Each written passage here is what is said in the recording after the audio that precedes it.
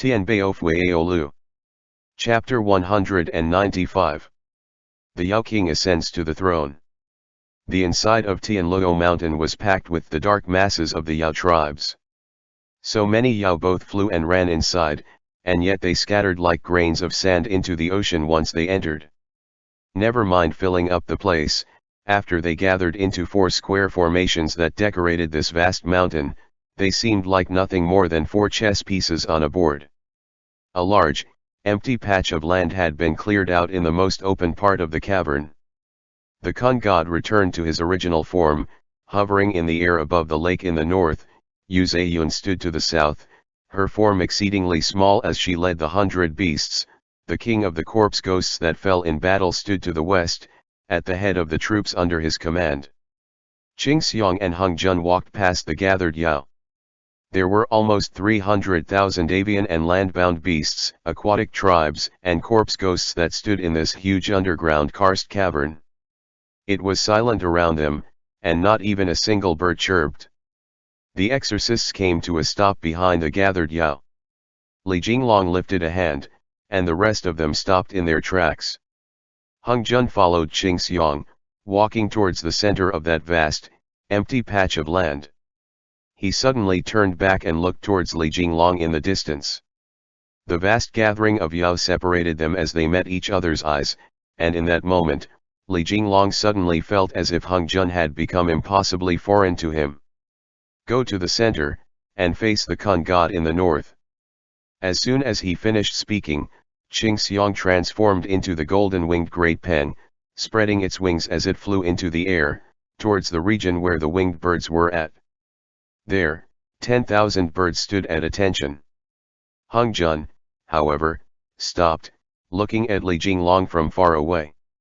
The first time that he had turned to look, Li Jinglong had already understood his meaning. There were hundreds of thousands of Yao here, but the loneliness that Hung Jun was feeling seemed to sprout forth from nothing. At a moment like this, however, Li Jinglong couldn't step forth. Qing Xiang had already explained it clearly. You guys are exorcists, and have been welcomed in simply to observe the ceremony. He could not go forth, so he could only watch Hung Jun silently. And yet Hung Jun simply stopped walking, looking at Li Jinglong with that gaze. Li Jinglong's hands were tied, but just as he was about to step forward, an idea suddenly came to him, and he began to chuckle. Give it to me, Li Jinglong whispered into Chen Feng's ear. He then took the little phoenix and strode confidently towards Hung Jun.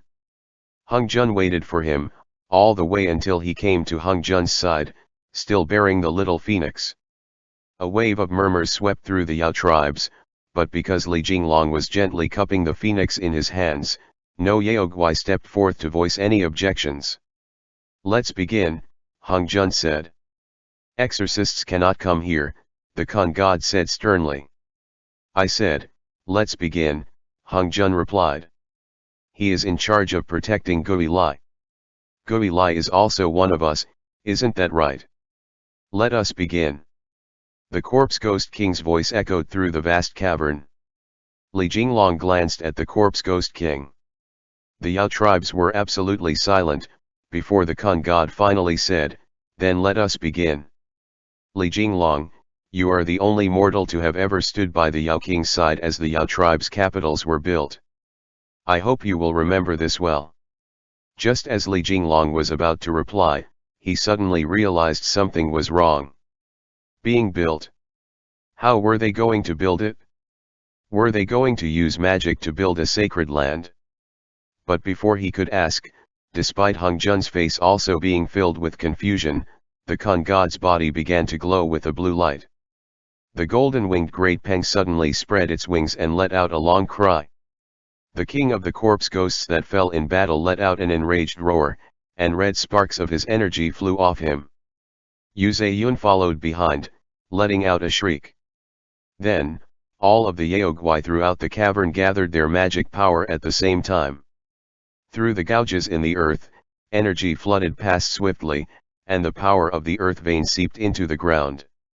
Waves crashed over the banks of the lake, and the moment they swept onto land, the flowing waters crisscrossed, forming a grand array a good few li across.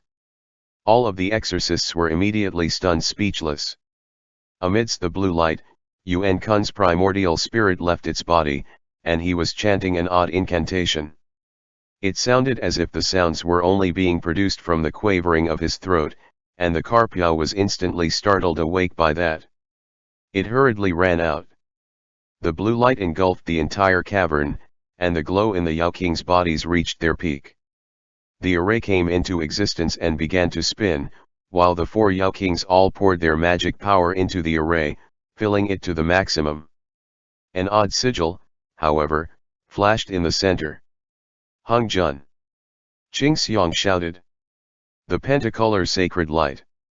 Hung Jun came back to himself, and he called upon the pentacolor sacred light, pushing it into that array. The divine light curled around it, before suddenly shooting into the dead center of the array, pulling out all of the magic power in his body in a single moment. The moment that the pentacolor sacred light filled in that missing piece in the center of the array, there was a wang and a bright flash of light, before the faded phoenix sigil in the eye of the array, its wings spread in mid-flight, vanished. What replaced it was the sigil of a peacock, glowing with green light. Li Jinglong frowned deeply. In the next moment, the array shattered, falling through the air in a shimmer of particles. The Yao beasts all bellowed at the same time, and the corpse ghosts slammed their weapons against the ground. At the peak of the Taihang Mountains, some thousands of li away, the sunlight shone down on the range. The entirety of Yaojin Palace slowly faded away under the sunlight, leaving the summit as flat ground. Within Tianluo Mountain in the lands of Shu, Yaojin Palace glowed with light as it slowly landed. When the vast grandeur of the palace had appeared, even the exorcists were stunned speechless. The Yao Kings had actually moved the entirety of Yaojin Palace here. The millions of Yaoguai in the mountain lowered their heads at the same time, letting out little woo, woo, sounds. Hung Jun and Li Jinglong had already forgotten about everything else, and they watched, their eyes wide, as the foundation stones for this huge palace came falling to the ground. There was a huge boom, and the leaves of the parasol trees throughout the palace filled the air with a shua. The fledgling phoenix in Li Jinglong's hand suddenly opened its eyes, spread its wings, and flew into Yaojin Palace. With that, the phoenix led the birds in flight, and they all followed behind the fledgling as they flew in. That scene was impossibly grand to witness, and Hung Jun could not contain his excitement. Waves of tingles ran over his scalp as he slowly walked into Yaojin Palace. Every brick, every tile, every tree, and even the phoenix totem hung above the main entrance, were as familiar as could be. But from the moment it had appeared here, it caused Hung Jun to feel as if these things had become impossibly foreign. The strangeness of feeling anxiety upon returning to his former home made him feel a little like he was in a dream. Immediately after that, Qing Xiang let out a bird call, and the white marble stones of Yaojin Palace all rose into the air, forming a huge, floating bridge in the sky. The stones had been carved with the runes for flying, and they began to draw in the energy of the earth veins. They crisscrossed through the air as they connected the vast space of this cavern with its entrance. Qing Xiang and Yuan Kun took their human forms once more, while Yu Zayun leaped onto Hung Jun's shoulder. The two of them came to a stop in front of Hung Jun, and they each stepped to one side. Qing Xiang said solemnly, "After you." Yaojin Palace's main gates glowed with a golden light as they opened. Hung Jun and Li Jinglong strode in slowly, while the Yao Kings followed behind. The moment that they entered the main hall of Yaojin Palace, Hung Jun found himself facing the central throne, and he could almost see Chongming as he once had been. Behind him, the Yao tribes all swarmed forth.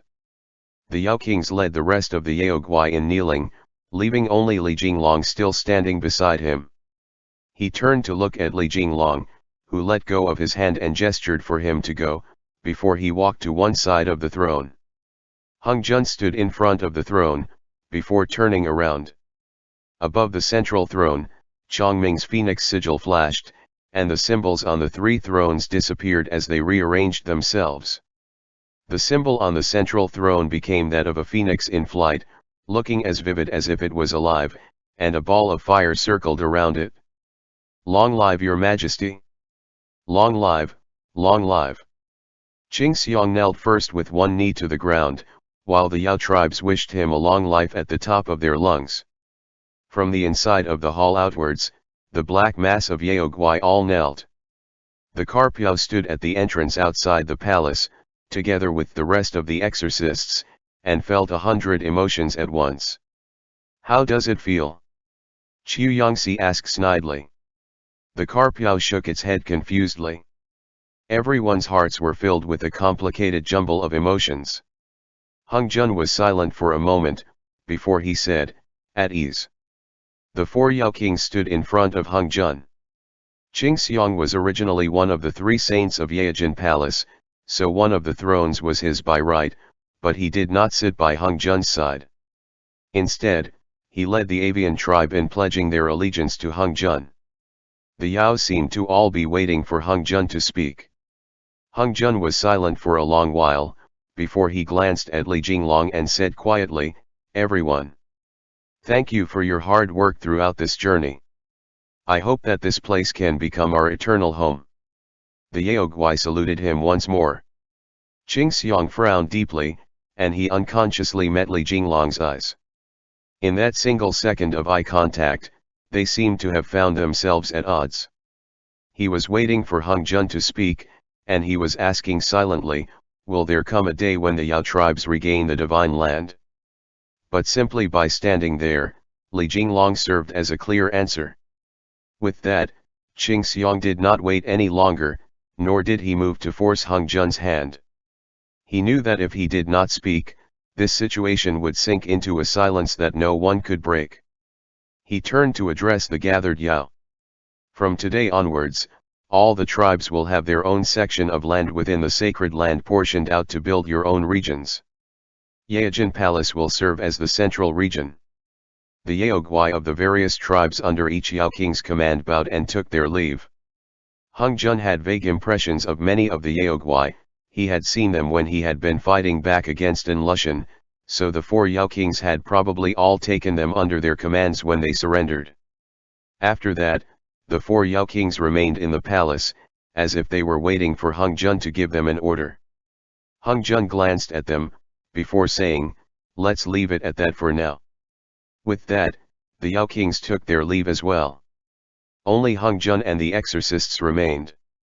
If it had been anyone else, this ascension ceremony would have definitely been rowdy and boisterous, but Qing Xiang had been so late in informing Hung Jun, and the Yao tribes were not prone to overly lavish ceremonies, so they all went their separate ways after the 4 tribes had pledged their allegiance to design their own homes. Sounds of joy were still coming from the outside, as if Yu Zeyun was announcing something and had gained her subordinates' unconditional support. Yu Zeyun had always been the kind to do whatever she pleased, and the legged beasts under her command were also similarly given free rein. When he heard those sounds, Hung Jun's anxious mood was soothed a little. "Dad!" Chen Feng came forward, shouting at Li Jinglong and Hung Jun. For a time, they couldn't tell which one of them he was yelling at, and he continued, "Can you take me to play with the tiger?" "Not right now," Li Jinglong replied. "In a bit. Your mom's gone through too much of an emotional tumult, let him rest for a little bit first." A laugh bubbled out of Hung Jun, and the last bits of his anxiety finally vanished. Chu Yangxi glanced at Li Jinglong, and Li Jinglong understood that he had something to say, so he rose and went outside. Before he did, he said to Hung Jun, "Come find us outside in a bit." Hung Jun nodded, before patting the arm of the throne, indicating that Chen Feng should come over. Chen Feng thus walked over to the throne and let Hung Jun hold him. This was the first time in Hung Jun's entire life that he had properly sat on the throne of Yaojin Palace, and with Chen Feng in his arms, both of them looked outside. The area was covered in parasol trees, and it was echoing empty. Hung Jun felt as if he was looking through Chongming's eyes, seeing everything that he had once seen. The fledgling phoenix leaped into the palace, and Chen Feng let out an exclamation of surprise. In that moment, Hung Jun thought as if it would come towards him, but the fledgling only glanced around before spreading its wings and flying unsteadily back out. Chen Feng struggled down and ran out of the palace, chasing after that little phoenix. Right in that moment, he and Qing Xiang brushed by each other as Qing Xiang entered the hall. Hung Jun looked up at Qing Xiang, but still, a little bit of unease lingered in his gaze. Back in the day, when you were small, you were just like him, Qing Xiang said easily. You couldn't sit still for even a second. Hung Jun didn't speak. He simply watched Qing Xiang quietly. Suddenly, he sensed that Qing Xiang still loved him, just like Chongming. Otherwise, he very well could have spoken on Hung Jun's behalf to all of the Yao today to ostracize the exorcists. No matter what, he acknowledged Hung Jun's position. He hadn't even sat right down on the throne, which was telling. This kind of acknowledgement basically indicated that Hung Jun had successfully managed to reach a compromise with him.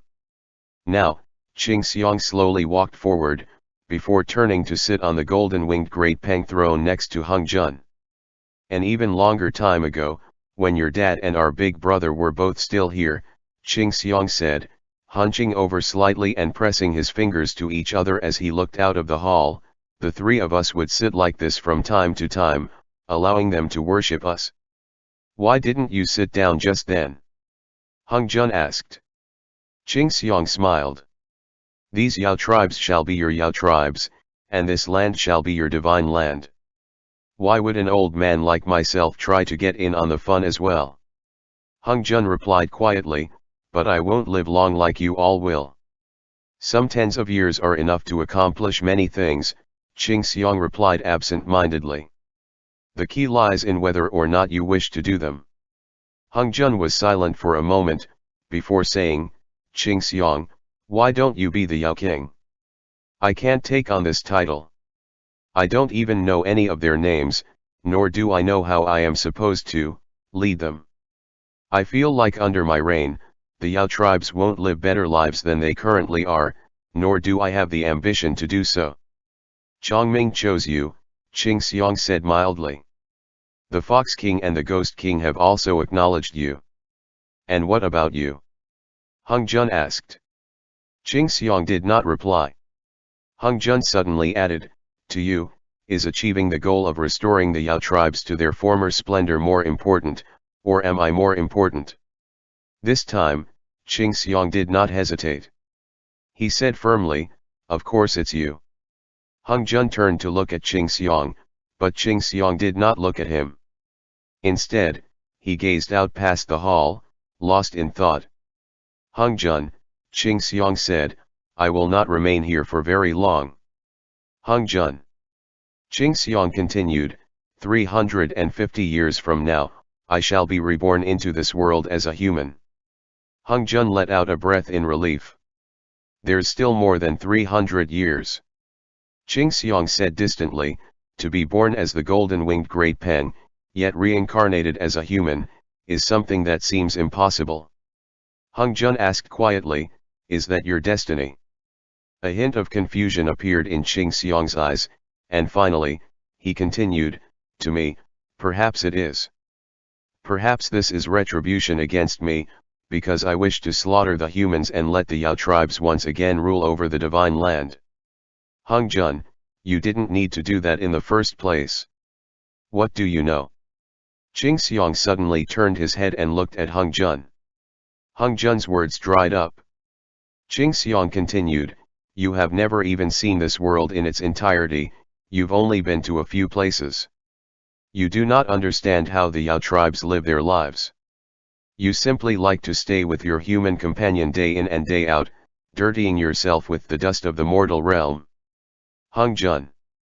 This mortal realm is the mortal realm that you like, Qing Xiang said. Simply because you are a son of Yejin Palace, the son of Kongxian, how many people have leaped forth at the chance to help smooth your way for you? Have you ever considered the future of the Yao tribes? Hung Jun suddenly remembered that Qing Xiang was almost never at Yejin Palace in the past. He would only visit them a few times a year, and for short periods of time at that. During the other times, where had he been? During the days you weren't in Yejin Palace, where did you go? Hung Jun asked. I was thinking of ways, Qing Xiang said, to let the Yao tribes living in the darkness return to the sunlight. Hung Jun suddenly said, since Zhongming chose me, he must have had a reason for doing so. Qing Xiang thought for a moment, before saying, the Ghost King said that as well. Hung Jun watched Qing Xiang calmly. Qing Xiang continued, Zhongming truly liked you, so perhaps that was because he simply liked you. But you are kind, which was part of the reason why as well. Hung Jun knew that if they didn't clear the air now, from now on, he would never be able to speak with Qing Xiang like this ever again.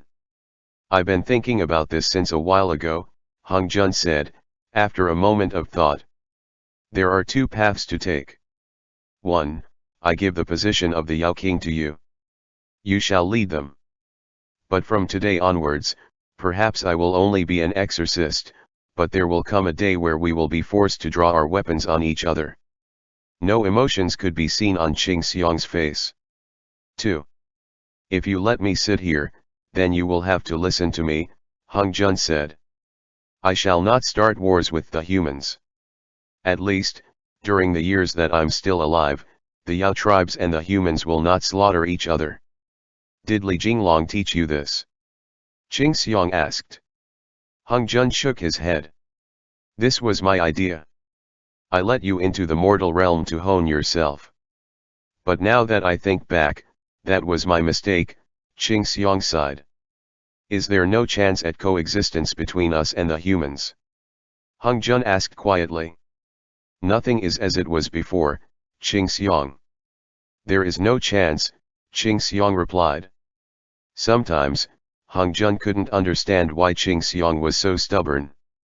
End chapter. Tianbao Fu Yao Lu. Chapter 196. A storm brewing in the west. A great enemy still stands in our way and has not been fully defeated yet, Hung Jun said quietly. Right now, we are still facing an existing danger, Qing Xiang. Though humans' bodies are weak and they live for less than 100 years, there are too many things that are worth learning from them. Qing Xiang looked straight into Hung Jun's eyes. Both of them were silent for a long while. He seemed to have something that he wanted to say to Hung Jun, but in the end, he pushed the urge down. That is true, Qing Xiang said mildly. We must also learn from the humans. Qing Xiang's gaze passed over Hung Jun to land on Li Jinglong, who had come into the hall at some point. Hung Jun swiftly turned his head, only to see Li Jinglong standing there silently. Let's leave it at that for now, Qing Xiang said. He then pondered for a moment. We have a common enemy. Hung Jun could tell that Li Jinglong's expression seemed to be a little off, and he followed along as Li Jinglong turned and left. From start to end, he hadn't uttered a single word, and Hung Jun felt 100 emotions course through him at once. There were some things that he wasn't sure he should tell his comrades. What Qing Xiang wanted was far more than what the humans could give him. What's wrong? Li Jinglong asked in response. Hung Jun shook his head, but Li Jinglong insisted. There are some things that we must discuss with the entire group. Hung Jun felt unsure. He knew that there were some things that, the sooner they were said, the better it would be. Just as he was thinking about how he should explain it to his comrades, Li Jinglong brought him to where Zhao Yun was sleeping soundly as a snake, coiled around the carpiao. Around them, the exorcists had set up a temporary camp. They evidently were not planning on moving into Yejin Palace to stay. Hung Jun often said, "Come over to my house and play," but upon seeing how his comrades were staying right there in the cavern that was the sacred land, he immediately felt a little awkward and said, "How about you guys move inside?" "What's wrong?" Everyone gathered there had grim expressions on their faces, especially Qiu Yangxi. "Something's happened over on Atai's end," Qiu Yangxi said. "Everyone's currently discussing ways to deal with it." Hung Jun was shaken and immediately forgot about his own issues. Before they parted, Qiu Yangxi, Atai, and Ashinakayan had set up the artifact, the blood ya, as a way to communicate. This was a unique kind of insect that could, within a certain range, be used to communicate with through the use of magic. Originally, when Li Jinglong led them to battle in Chang'an, he had used it. But Atai was too far away from the Central Plains region, and as he headed westward, the Blood Yi had lost the ability to transmit their messages. Even then, this amazing artifact was still a male and female pair. It had the ability to communicate over long distances as well, as long as Atai kept it on him and continued to feed magic energy into the female insect's body, the male insect would respond. But just now, when Qiu Yangxi opened the box, he found that the male insect was crawling all over the inside. It even tried to escape the box and fly away several times, and odd patterning had appeared over its back as well.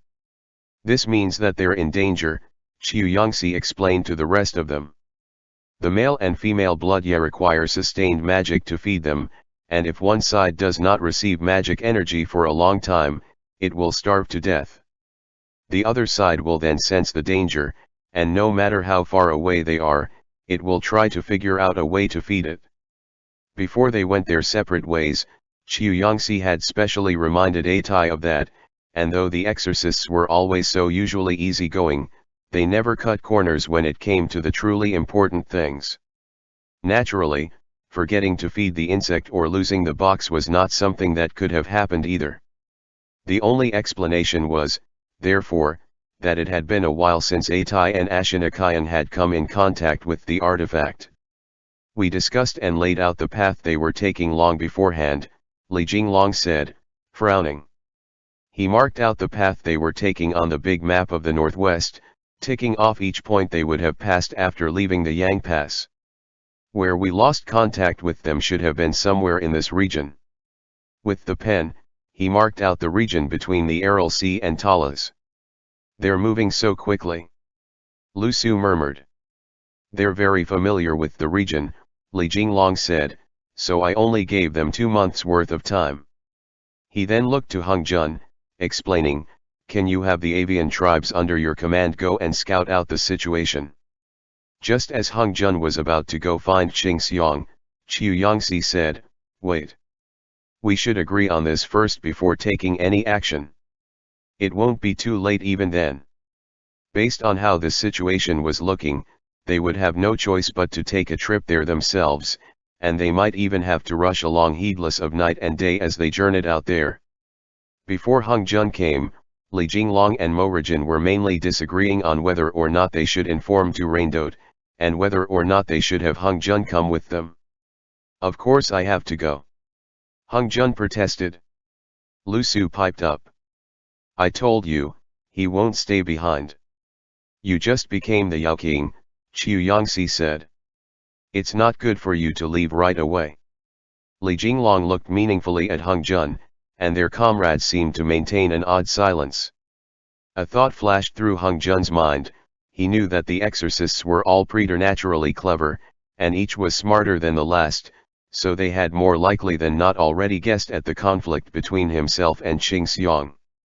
If Hung Jun remained behind, that might help pacify the Yao tribes and prevent anything unexpected from happening.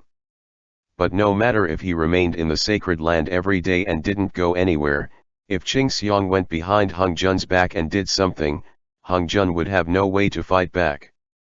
Finally, Li Jinglong said to Mo Rijin, let's all go together and look after each other.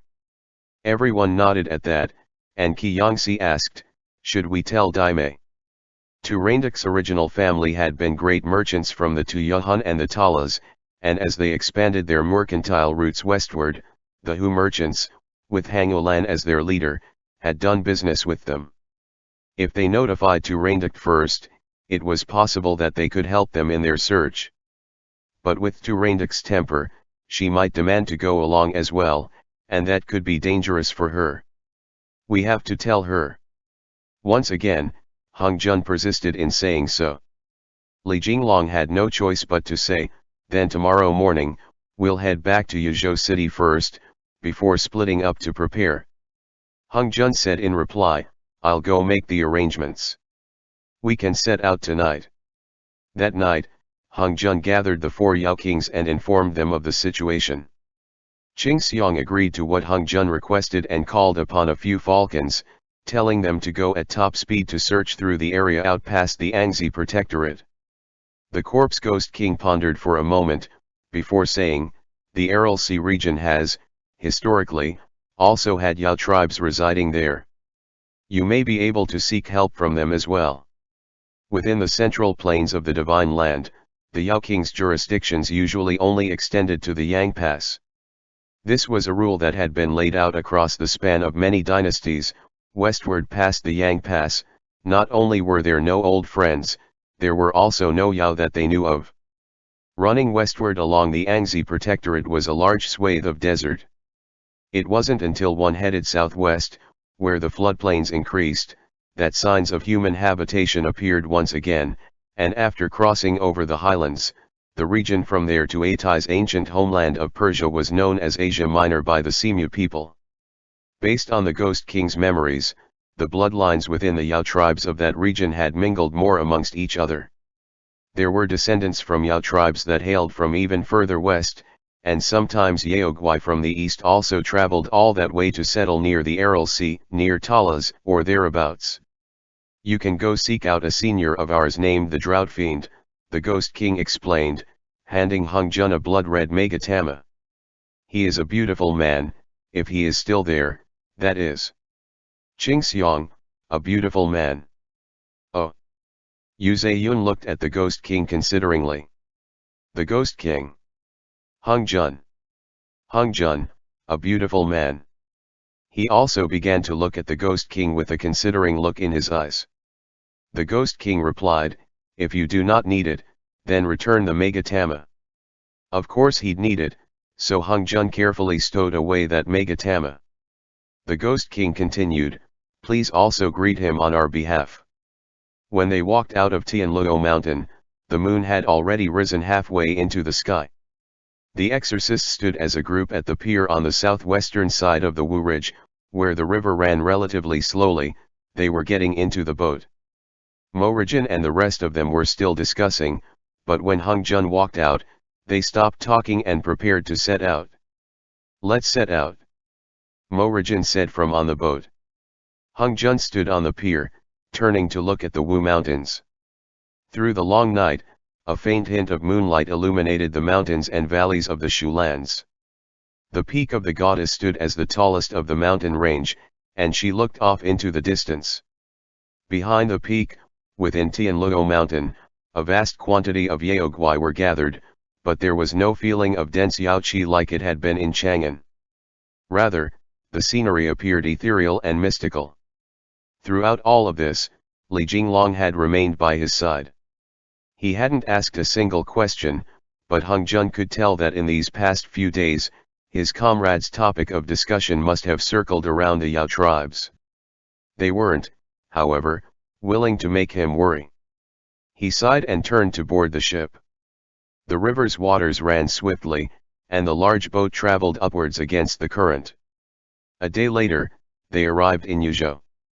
Li Jinglong immediately went to greet Hangulan, while Hung Jun and Lu Su went to find Tu Reinduct. And that's how the situation is right now, Hung Jun explained to Tu Reinduct. Lu Su was rocking the cradle for Tu Reinduct, and the infant was currently smiling at him.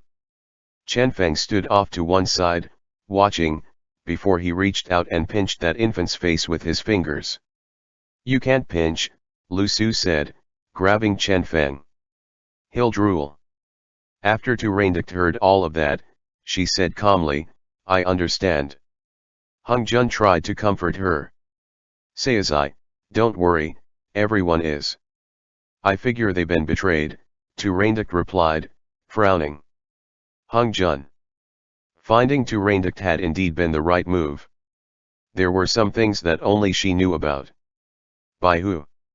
Lu Su asked guardedly. Kayang's informant, Tu Reinduct said, before pondering for a moment. The black-clad ones won't let them be. I'll write a letter. Deliver it to my family, find my father, and tell him to figure out a way to save Atai and Kayang.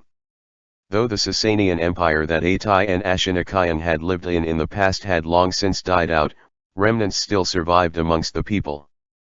Back in the day, the black-clad Abbasid troops had swept across Asia Minor like an autumn wind sweeping up the leaves, unifying it. After Isai died, the rest of them scattered to the four winds, and most of them were taken in by the great general Basi. Of those, many had been Ashanakayan's comrades in arms once upon a time. During that time, the Sassanid king's descendants had wandered into the central lands, the divine land. That group of people that had been taken in pretended to be loyal to Basi on the surface, but they still maintained contact with Ashanakayan in secret. As long as Tegla returned and called them to action, they would raise their flags in open rebellion against the Abbasids. Aman, that lowlife, Turandak muttered to herself as she wrote. I told Kayan not to believe him. Hungjun and Lusu glanced at Turandak. Lusu asked, is the situation very dangerous? Of course it's dangerous, Turandak replied quietly. The Hukrado family has long since abandoned the sacred flame. But what could I have done? He didn't listen to me. And saying that, she sighed again. I'm sorry, Sayazai. Hungjun suddenly felt very guilty. When Turandak heard that, she felt very surprised, but she began to chuckle. No, it has nothing to do with you little uncles. That whatever artifact needs to be searched for. I was talking about reviving the country. Atai's biggest wish in his life was to revive his country. The exorcists were all very clear on that point, and they all understood why Turandak was not willing to let Atai and Ashanakayan be so tenacious about it, because they would end up tying their lives to this bet that seemed to have no possibility of winning. In reality, Turandak also understood that the reason Atai had willingly returned to Talas was not only to seek out the artifact, he probably had other motivations to do so as well.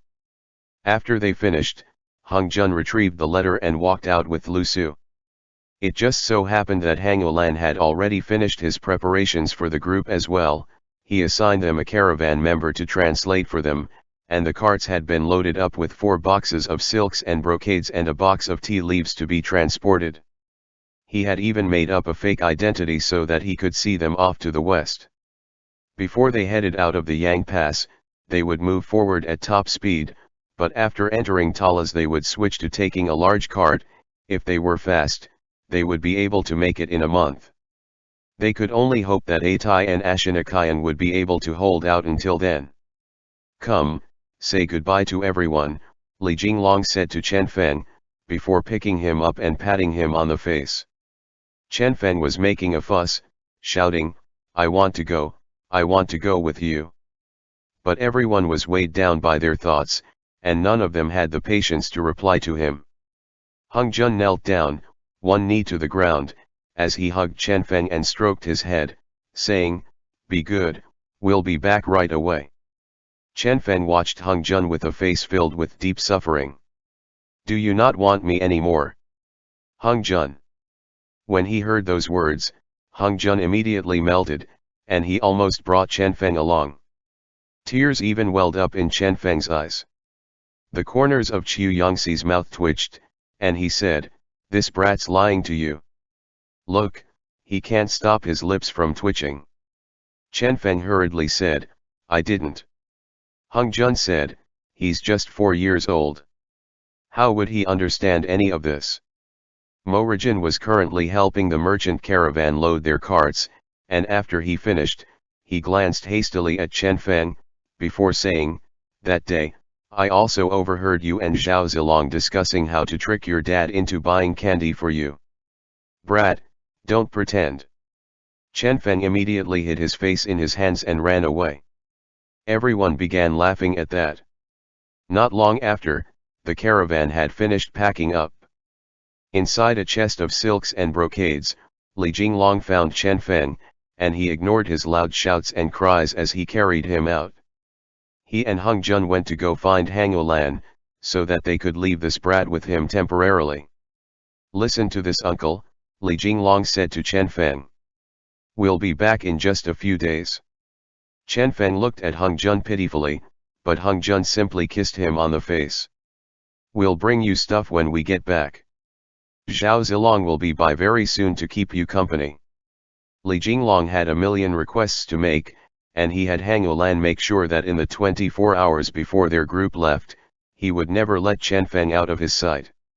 This brat was as cunning as a ghost, and he would run off at even the merest slip of attention. After the caravan left, however, Chen Feng would know that he wouldn't be able to catch up, so things would be calmer then. Moreover, in just a few days, once Zhao Yun recovered, the Carpio would leave Tianluo Mountain as well and come to Yuzhou to seek out Chen Feng. Zhao Zilong was your nanny before, Li Jinglong found this amusing, and now he's Feng Er's nanny. The caravan set off, leaving Yuzhou and heading north towards Hanzhong and Liang province. This was the first time that Hung Jun was traveling with a merchant caravan, and Hang Olan had also specially crafted disguises for them. He had prepared a lavish carriage, which was coated on the inside with thick western region carpets. The interior was spacious and vast, and was well equipped with a sense of lavish exoticism. They set out in the early morning of that day, and Li Jinglong immediately gathered the exorcists for a last-minute meeting so they could exchange information. Hung Jun offered up the letter that Turandict had written in Persian, and Li Jinglong asked, did she not say what the person she suspected of being a spy was named? Hung Jun scratched his head. I forgot. They were all foreign names. Lu Su, did you forget as well? Lu Su, I wasn't listening. I was playing with the kid the entire time. Everyone put their faces into their hands. Chu Yangxi said, it's either Hukrato or Kasaba or Barazi. Hukrato. Hung Jun remembered.